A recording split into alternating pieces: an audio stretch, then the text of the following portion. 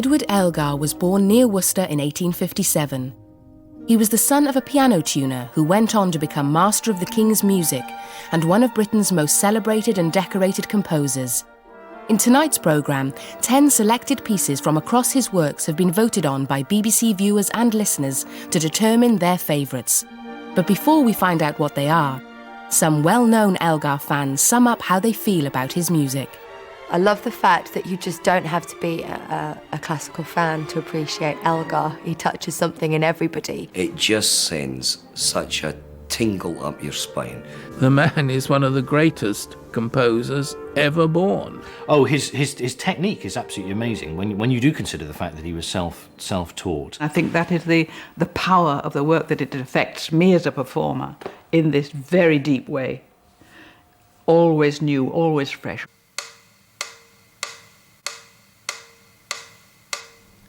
It's Elgar's wonderful evocation of Victorian, Edwardian London, London town. He called it Cockaigne, the land of the Cockney, not the land of cocaine users. Cockaigne is such a tuneful piece. It was obviously destined to be a popular masterpiece, but it's incredibly rich in material with all sorts of amazing effects. Not only is it tuneful and popular, but it's at times profound. The two sides of Elgar's personality come out in his music. One is the sort of jovial side of him, a man who enjoyed practical jokes and liked to go horse racing and loved dogs and all this kind of thing. And that comes out in the exuberance of the music. The Cockaigne Overture, which is about London town, to me, but it's not just our cities. It's everything. It's Pomp and Circumstance. It's all things that England was renowned for as the owner of the greatest empire in the world.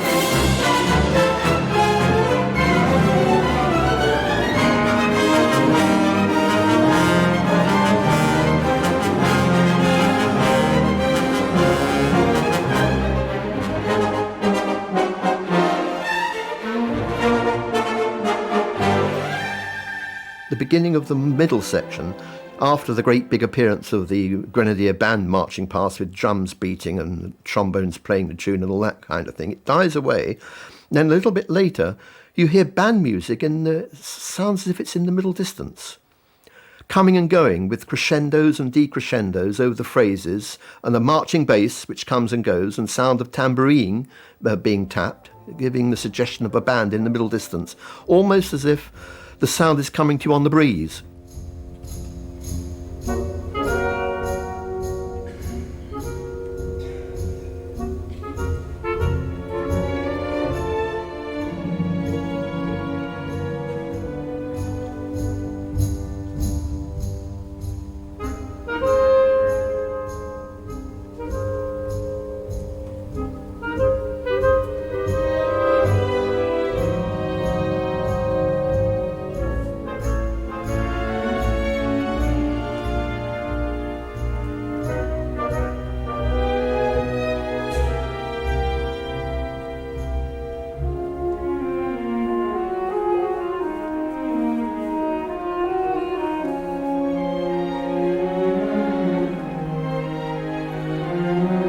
He obviously loved London itself and the buildings and the feeling of the place. And in Cockaigne itself, the wonderful pictures of quiet passages which represent sort of lovers strolling in St James's Park.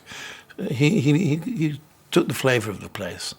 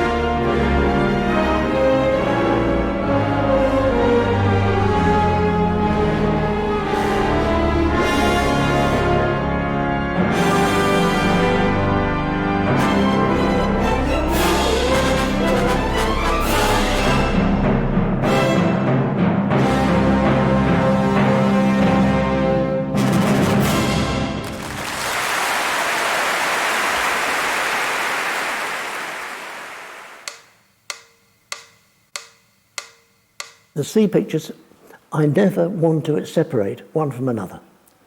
To me, they are C pictures, that's to say different aspects in different people's minds of what the sea can produce. Some of the poetry is an example of Victorian, Edwardian kind of verbosity in a way. It's very overblown, but nevertheless produced from Elgar some extraordinarily powerful music. Elgar gives the poetry something which raises it, and so you suddenly see things that you didn't see in the poetry as poetry.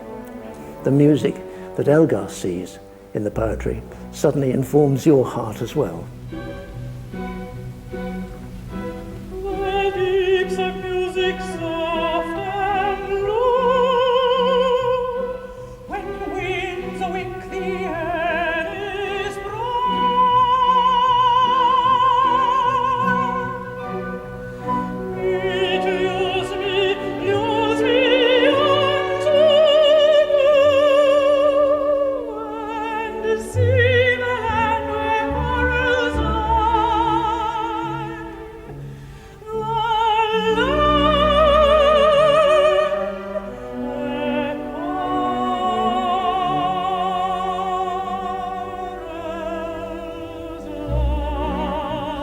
It's a work which took a long time, really, to catch on with the general public, who thought it was sort of minor Elgar, but when you think it comes right between the Enigma and Gerontius, it's obviously written at a peak time, and it was a very rare example of an orchestral song cycle by an English composer. Probably the reason that they have the kind of popularity in this context that we're discussing now is because they were championed by the great Dame Janet Baker, who sang them in a way that's never been surpassed.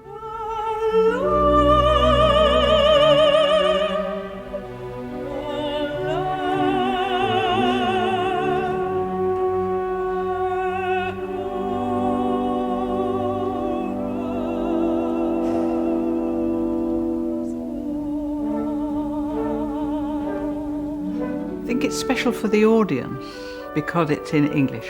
A lot of classic repertoire isn't. It's very varied. It has a lot of different kinds of moods. Big singing, loud singing, very, very supported by the orchestra. So you've got a dramatic content to it. And then moments when it's so like a miniature. It's so quiet and peaceful and delightful in a different way from the drama. There are a couple of really intimate pieces, including a just beautiful and touching poem by Elgar's wife, Alice, about the constancy of love in the midst of everything else that's so mutable. I think it's really delightful.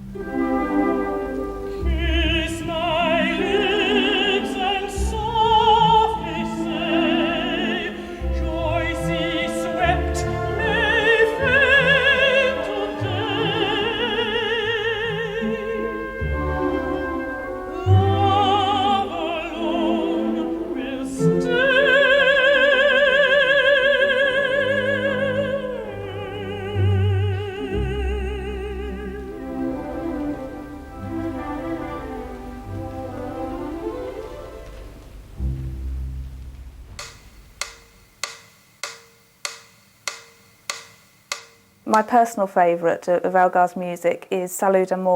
It's a wonderfully romantic piece and a wonderful story behind it. Caroline Alice Roberts came to Elgar for lessons in piano accompaniment in 1886, and her chauffeur, was soon heard to say that he thought there was more to it than music, and there was. In 1888, Caroline Alice wrote Elgar a poem called Love's Grace, and Elgar reciprocated with a piece of music, Salut d'amour, Love's Greeting, and a year later they were married.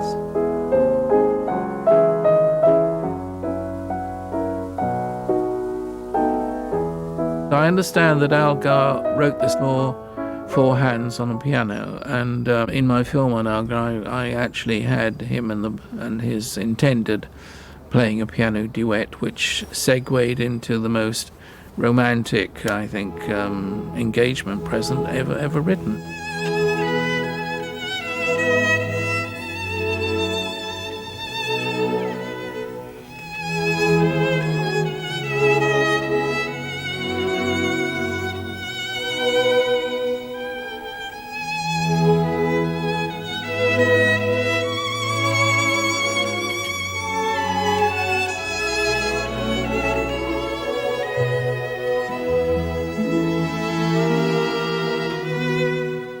19th century and early 20th century, when many people had pianos in their front rooms and people played a lot of music, the piano solo version was extremely popular. So Elgar, I suppose, can be seen as the pop music of his day, but also a great orchestral writer.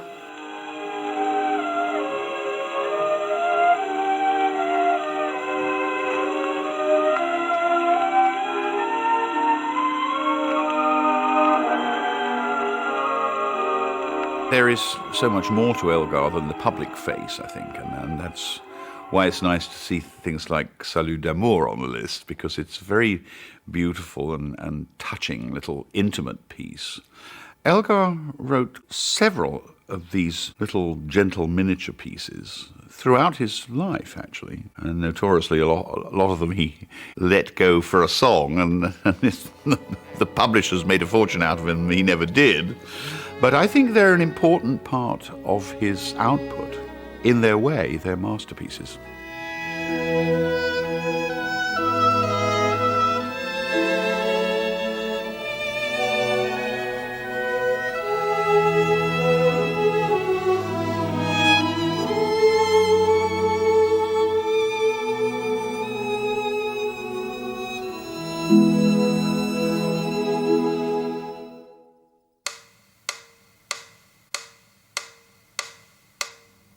The Violin Concerto is huge. It goes on for over 50 minutes. And it's rather a magnificent piece, actually, in that, given the violin was Elgar's own instrument, you feel all the time it's talking to you, and it's going through some tremendous drama, and you're not quite sure what it is.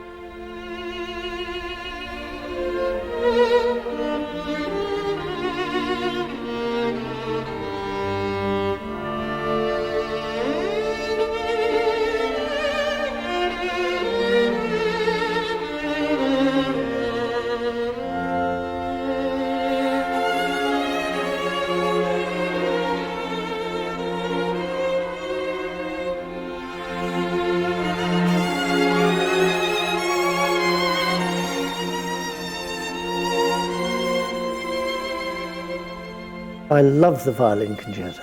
It's a very great favourite of mine, and obviously was of Elgar's, I think. It's a work which demands a great deal of the violinist, not so much in physical display, although it does have a couple of real fireworks passages, but it is a violin concerto that demands a great deal of inward looking for the soloist, and then outward projection. Now, all soloists will say, well, we do that with all our concertos. But there is obviously so much in that work which meant something very, very personal to Elgar, that you can't get around the fact when you're working with it that you're listening to a man's heartbeat. And there it all is in the fingers of the soloist.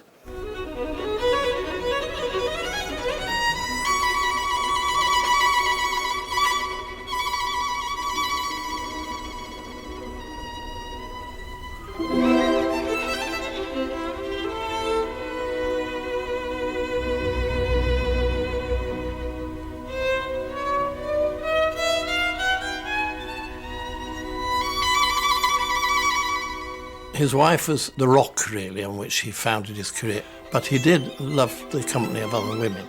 He regarded the Violin Concerto as a very personal document, and this was one of the works which was inspired by one of these muses, in this case a lady called Alice Stuart Wortley, who was the daughter of the painter Myleene. And he was writing the Violin Concerto, and it was after he'd had all the great success of the First Symphony, and he had a sort of creative block. And he'd played her some of the concerto, and she loved it. And he said, well, I'm going to stop it, I can't get on with it. And she said, you must go on with it. And he did go on. He's got an inscription on it here in Spanish, which translated means, here is enshrined the soul of ... 5 dots. I believe it was the soul of Alice Stuart Wortley.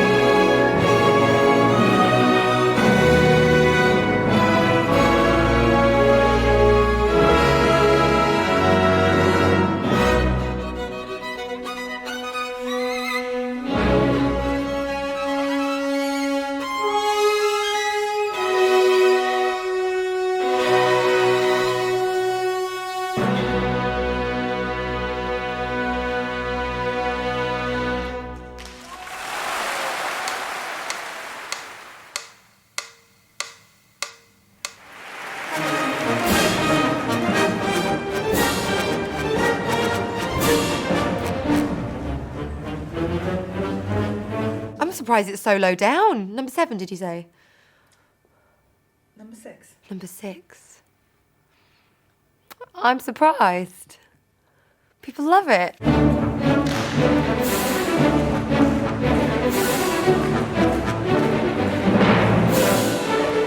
It's very rousing, it's full of wonderful orchestral colour, but it's a great tune that's sort of become a sort of second national anthem in a way.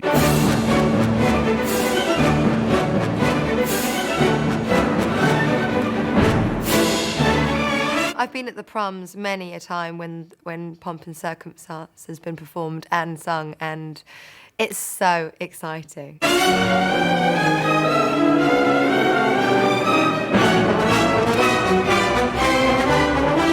It is a lot of fun to play. In fact, it's one of the first pieces that I performed in an orchestra, and that's when I started to sing as well as play, because the amount of times it's sung, everybody's singing away. Why can't we sing as well? And I know it's more difficult to do if you're playing the violin or the flute, but as a cello, you've got just the love, hope and glory.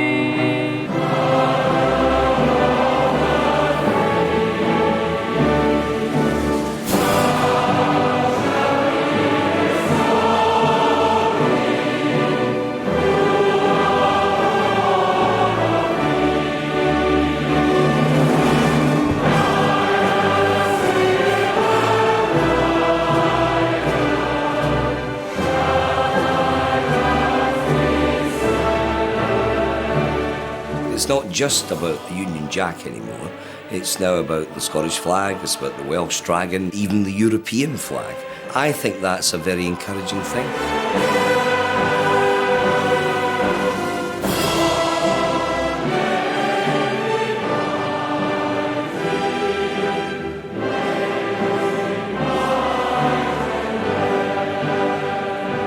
I mean, it's well known that Elgar did that with a certain reluctance, putting words to the trio tune of the first Pomp and Circumstance, Land of Hope and Glory. He did it because Edward VII told him that, I say Elgar or something, old chap, or some such phrase, that tune would go round the world if you gave it some words. And Elgar took the hint. And he himself had very ambivalent feelings about that. When he was in one of his gloomy moods, he said, I wish I'd never written the damn thing, and, people think this is what I'm all about, and I'm not. But there's no question that it's the thing that most people think of when they say Elgar. Very light program this morning. You play this tune as though you've never heard it before. You all ready? Right.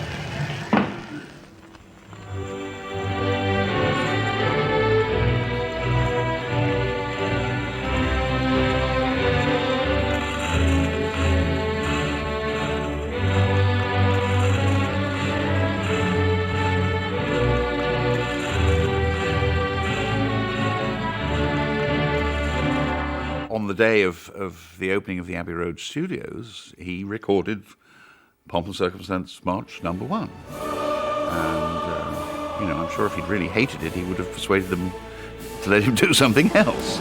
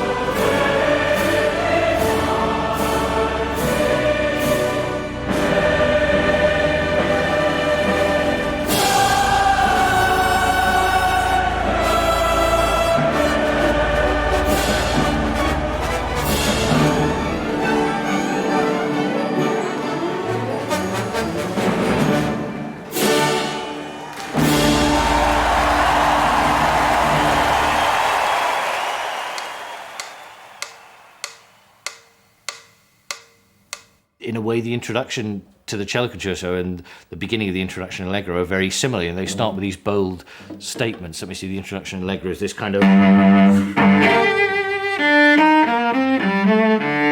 this very sort of bold start, which... is... there's a similarity there. There's a sort of kindred spirit.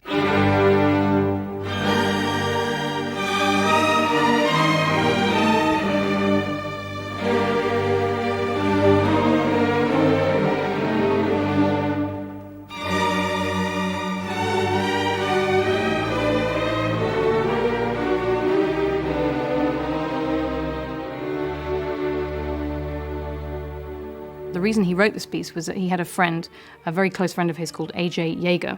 He was a big supporter of Elgar throughout his career, and this piece was something that he suggested because the London Symphony had recently formed. So he didn't just write a piece for orchestra, he decided to write a string quartet and orchestra. And it's very interesting the way that he plays with the quartet and then the orchestra kind of question answering each other. And there's a bit which goes...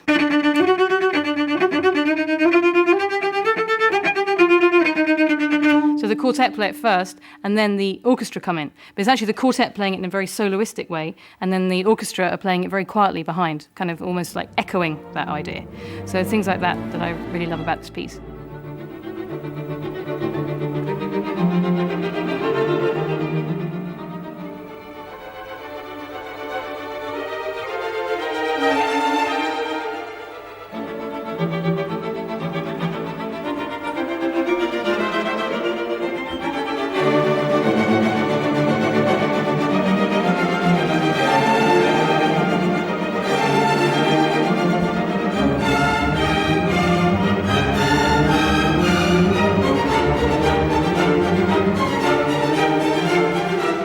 The countryside was very important, and particularly the countryside around here of Worcestershire and Herefordshire.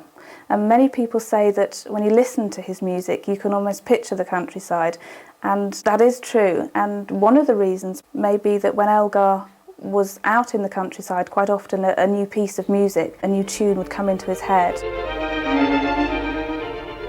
When Elgar was a boy, he spent hours on his own riding on his father's pony among the ridges of the Malvern Hills. When I made my first film on Elgar, I remember saying to Hugh, well, he said to me, why a film on Elgar? And I said, well, you know, it's a great story. He was quintessentially English. His music was understood by everyone. I say, yeah, and I said, it's rags to riches. He said, I know a lot of composers are rags to riches. What's the backbone of your film? And I said, inspired suddenly, the backbone is the Malvern Hills.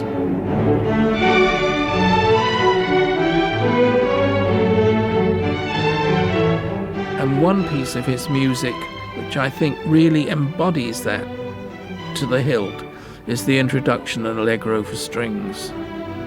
I said, it's the wind on the hills. You can feel it. If you walk up those hills, you hear it. It is the introduction. It's all around you. It's playing all the time. You can't get it out of your head. So for me, the quintessential, Elgar is the introduction and Allegro.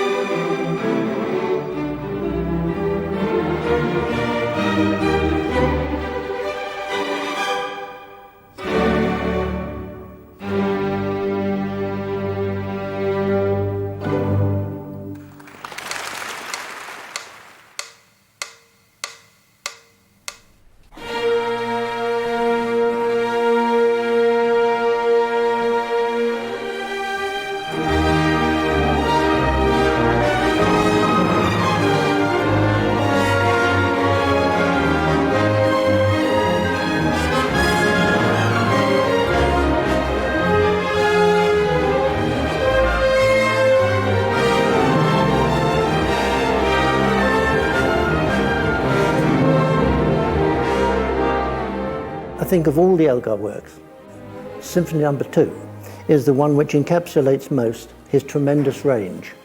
He's a composer who's very, very complicated, but he manages, nevertheless, to put all his complications of emotion into musical form. When I'm at home, when I'm listening, when I'm sitting in my chair reading the score, then I cry copiously, because then nobody's looking at me, so I can enjoy what is in that symphony. When I've finished a reading, shall we say, it takes me an evening, because I get stuck sometimes just enjoying it. I'm good for nothing. Out for a quick walk, and then bed and sleep in 5 minutes.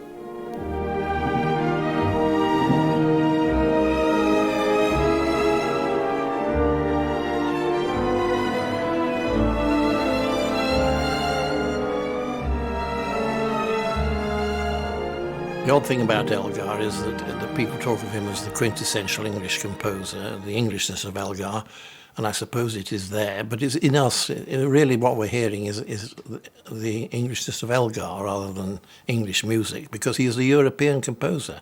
He took all his works are all modelled on European models, Brahms, Wagner, Strauss, some French composers as well. He's not really from English sources. The first movement of the Second Symphony, to me, is England just before the Great War, and where everything's fine and dandy, garden parties, military parades, sunny days, really a joyous place to be.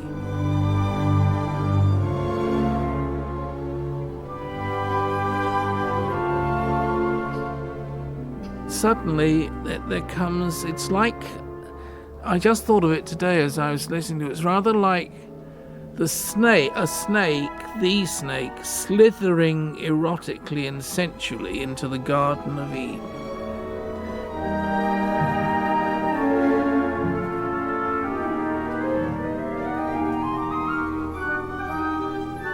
He said himself once that it is an evil presence in the garden, and to me it was the snake in the Garden of Eden.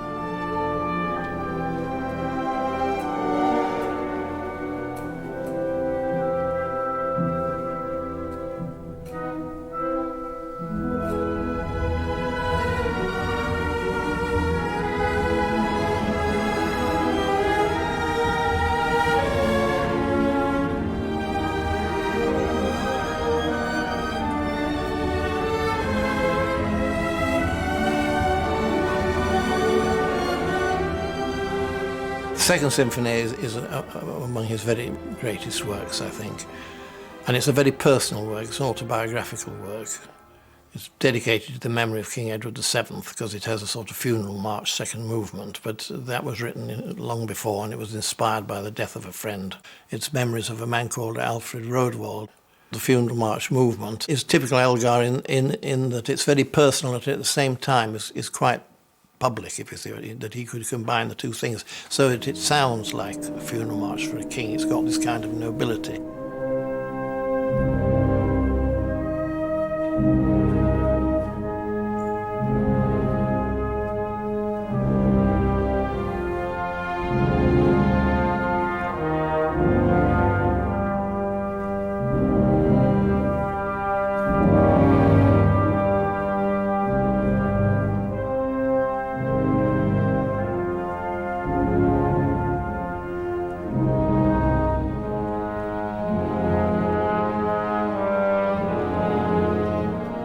I often feel that Elgar dreamt his pieces in a strange kind of way. And when that dream comes back in the third movement of the Second Symphony, he just almost tries to batter it to death with this stupendous percussion drumming away underneath the tune, and the tune getting louder and louder and trying to assert itself. And it distorts the tune so much that it turns it into a nightmare.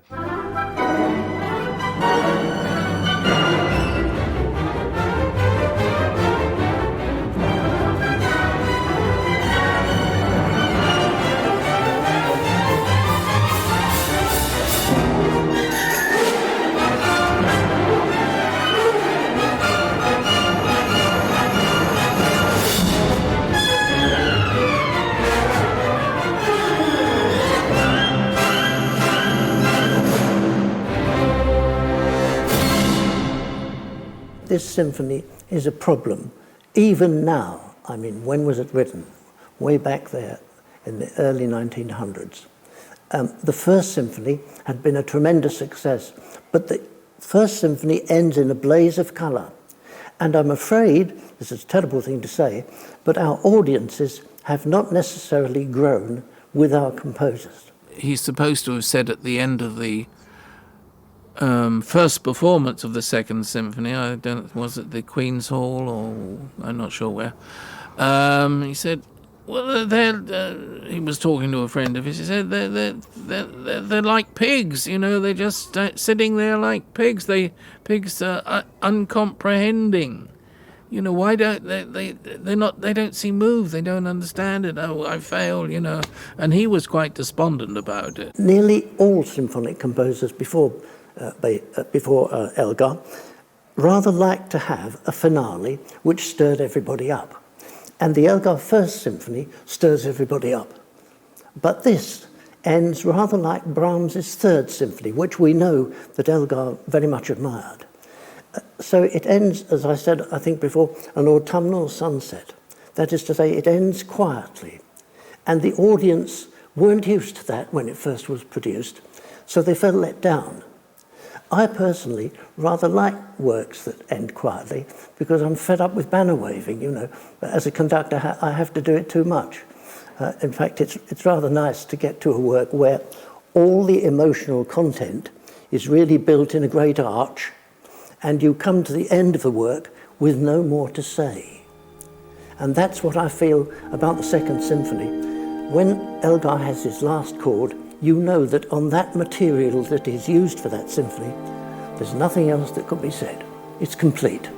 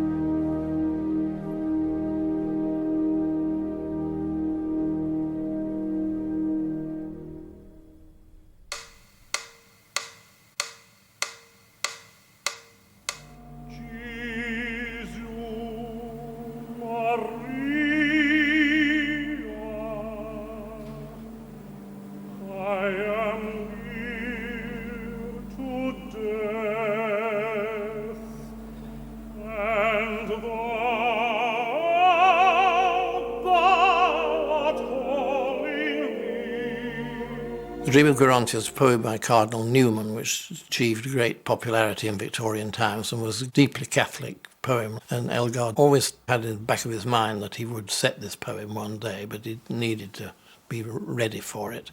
He had devout religious feelings at this time. And so he said to somebody, this work is my religion, and you can't hear that work, whether you like it or not, without realising its intensity and its personal meaning to him. When I first listened to Gerontius, I suppose I was about 17 or 18, after about 20 minutes, I just got bored.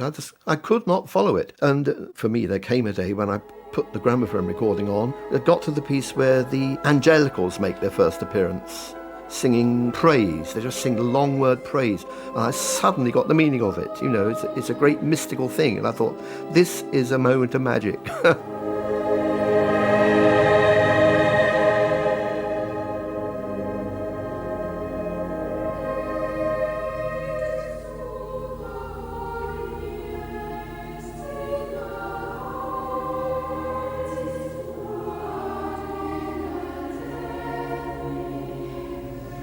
Elgar wrote some very challenging music for the orchestras and choruses of the day, and particularly the episode with the Dream of Gerontius. The premiere, 3rd of October 1900, in Birmingham, was a disaster for Elgar. The chorus and the orchestra were under-rehearsed, and I suppose they couldn't really get to grips with the great Elgar piece. I would think that those parts of the score which were malevolent and showed the dark side of what Gerontius was going through would have been quite difficult for an audience to accept. The resonances, the key changes, and the actual roughness of the sound and the danger of the sound wouldn't have been perhaps what people wanted to hear.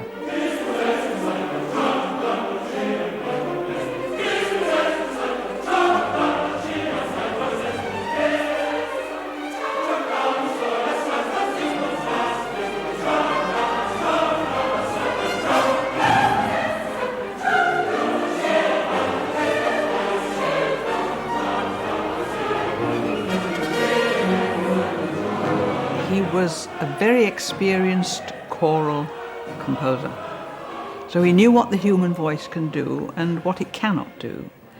And I think there are fewer places in Elgar's choral and vocal music that are overwhelming and impossible and not well written for the voice than any other composer I know. In Gerontius, you never really feel, when you're playing the orchestral parts, you never really feel that you're subservient to the chorus at all. It's constantly sort of meshing. You're in and out of the chorus all the time, supporting them or amplifying what they do. It's a real dialogue. You know, he was brilliant at making that kind of complicated orchestration work really well.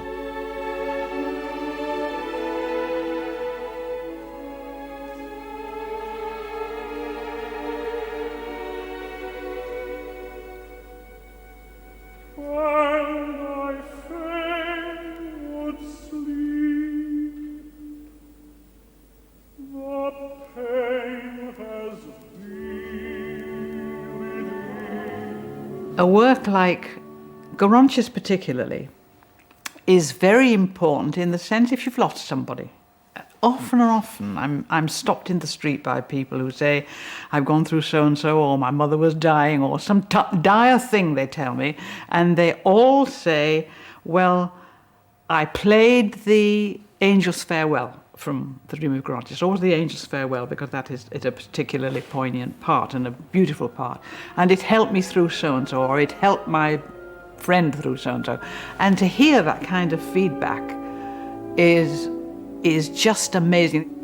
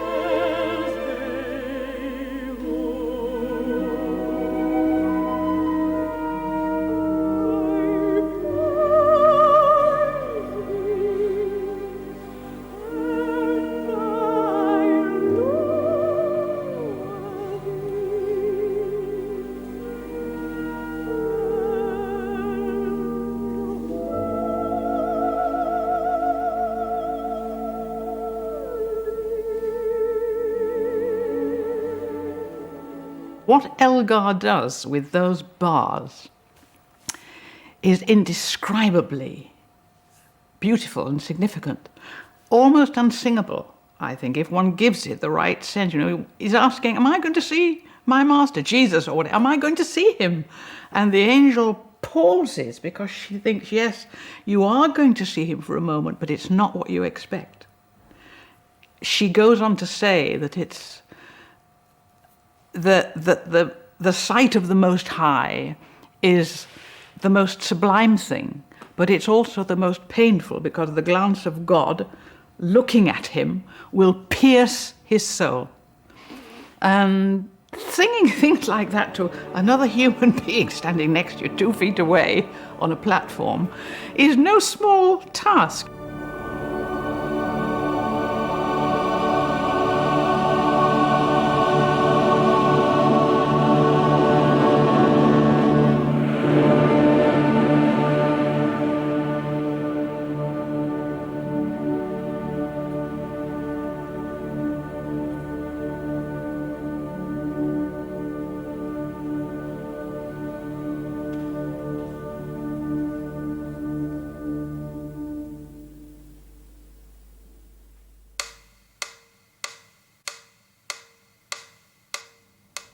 Now the mass bands play Elgar's Nimrod.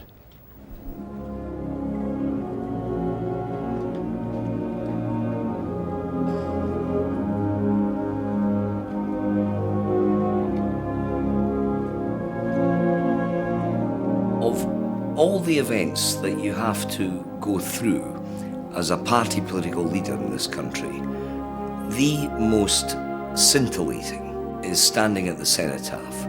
First of all, you're aware of the history and what all this is about. But secondly, when Elgar's music just comes up, Horse Guards Parade, and you hear the sound of that, it just sends such a tingle up your spine, the like of which you cannot adequately describe. Brilliant piece of music, absolutely correct for the occasion. Nimrod, yes, a wonderful tune, Nimrod. And of course, it's become a kind of memorial service must. And of course, we associate it with Remembrance Day and the cenotaph. But it wasn't written like that at all. I mean, it's just one of the several Enigma variations. He had this idea of a portrait gallery of his friends. He loved codes and making puns with letters and all that kind of thing. So you see, he didn't say who these friends were. They're all identifiable only by their initials, so everybody wondered who they were.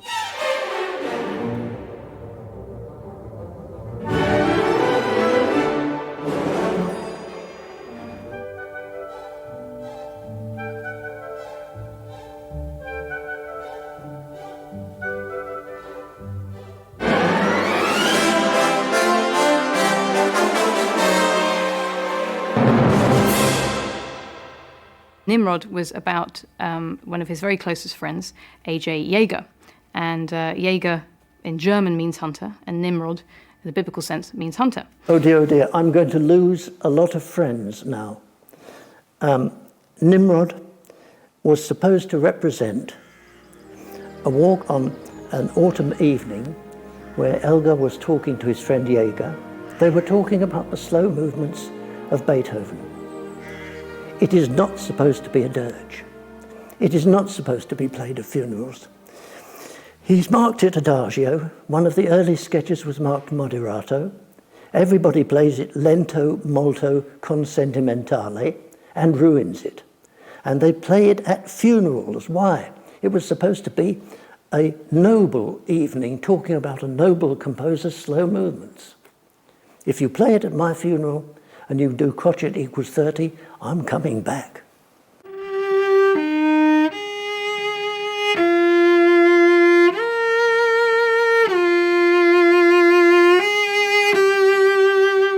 And as a string player, that's quite difficult because in the beginning it's incredibly quiet, and I guess he's trying to create the sound of the evening. And it's one of those, you don't want to be playing too loud, otherwise you might start getting the bow shakes, but it's also the technique he uses of the strings to create that sound. And there's actually just before, there's like a kind of long gap before anything happens, and then you don't quite know when it's actually going to come in, and you start creeping in.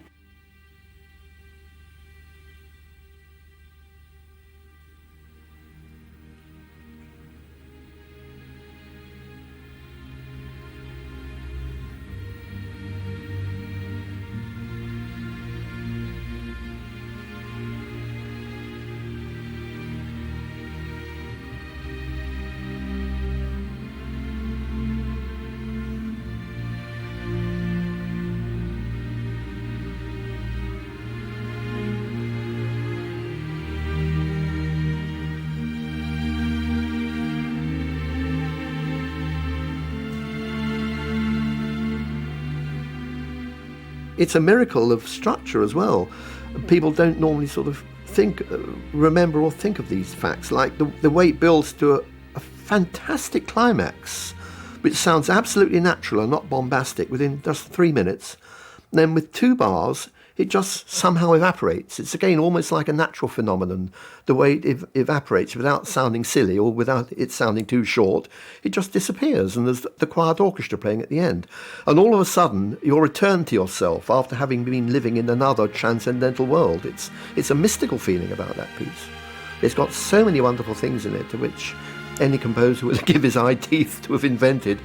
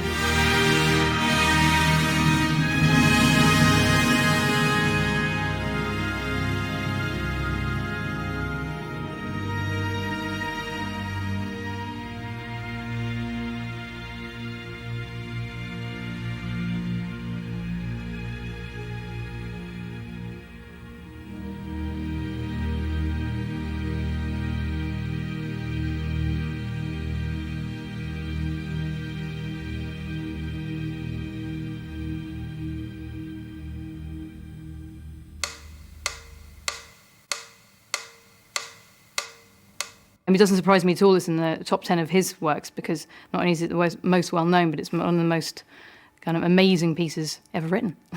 I was about 10 years old when I got my first recording of it, and immediately wanted to rush out and buy the score and get my hands on the music and try to start playing it, because it just had a really powerful effect on me. I loved the Cello Concerto so much, and unfortunately I don't play the cello, but I play the piano, so I adapted it for the piano.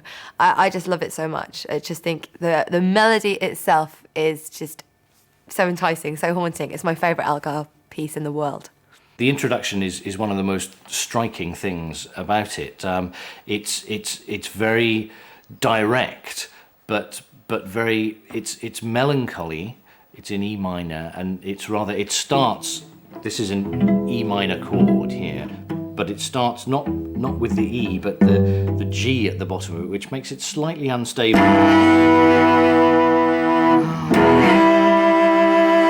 And immediately to these two painful dissonances, it's incredibly strong and affecting straight away, and yet it dissolves so quickly, you know.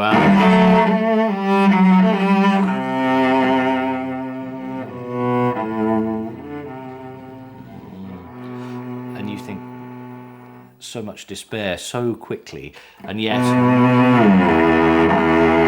somehow life's going to go on. It's got all that in the space of about 5 seconds.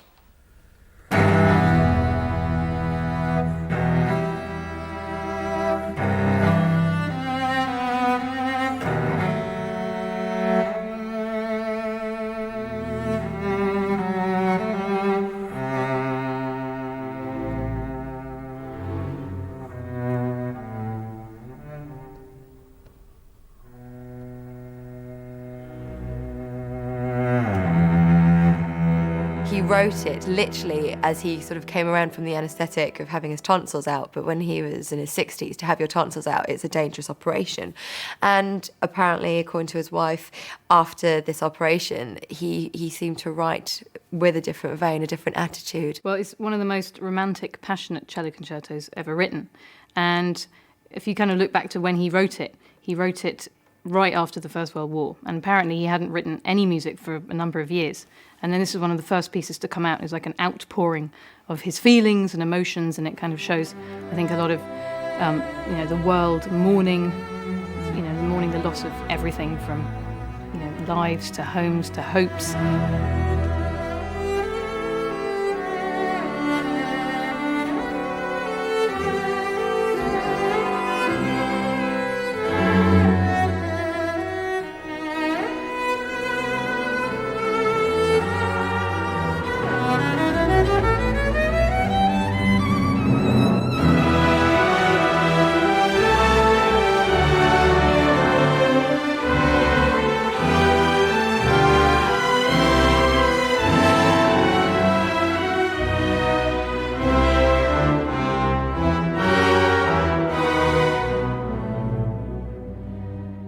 The Cello Concerto is in a way, a new style. It's orchestrally much less opulent than the other major works, than the Violin Concerto, for instance, which is very much grander in style. First, it's very much longer, but the Cello Concerto has a much more intimate kind of feel to it, and a very beautiful slow movement, which then comes back as a sort of coda at the end of the finale. It's incredibly simple and rather short, the slow movement, but it has such touching intervals and, chromaticism. Very, very simple start. And just a little colour.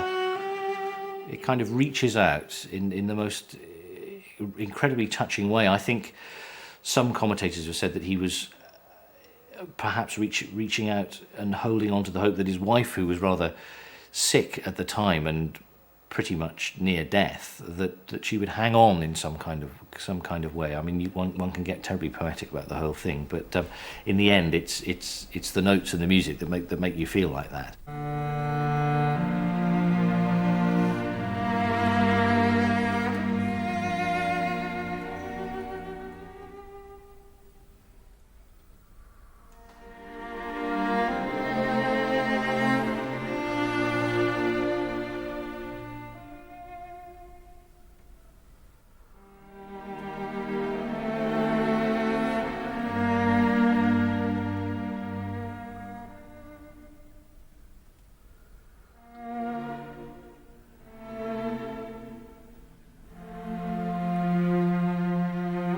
And I think the other extraordinary, powerful piece of writing is right near the end of the concerto, at the end of the last movement.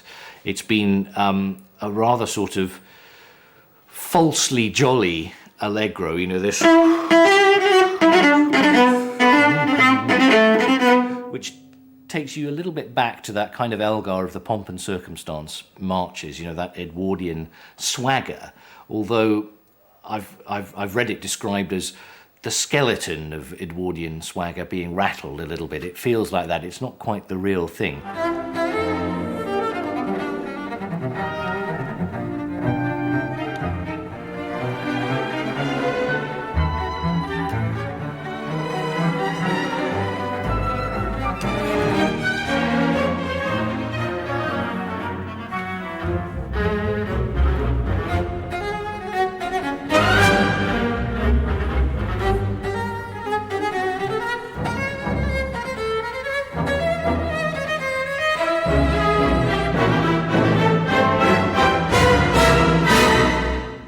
Whole movement progresses in this fashion until rather suddenly it all stops just with a few strokes of the timpani, and you get suddenly this recall of the slow movement, very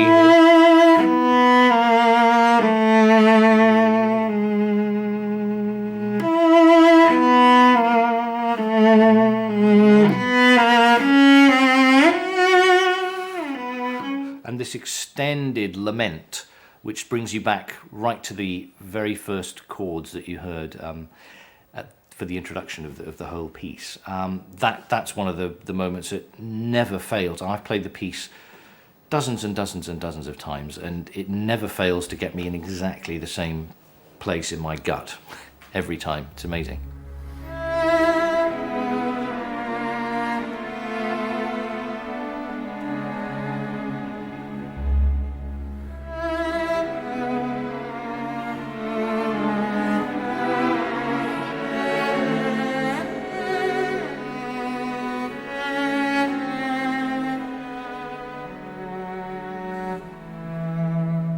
He's regretting the end of an era, the end, not so much the end of the Edwardian era. I don't think Elgar was ever that kind of composer who was prone to these big public statements, but personally, the end of his creative life, the end of his marriage through death, and the end of all the things that he held dear, really. So I think it does feel, by the time you get to the end of this piece, that the last few drops of creativity have been drained from the man, and I think that's what makes it such a powerful punch in the stomach, really.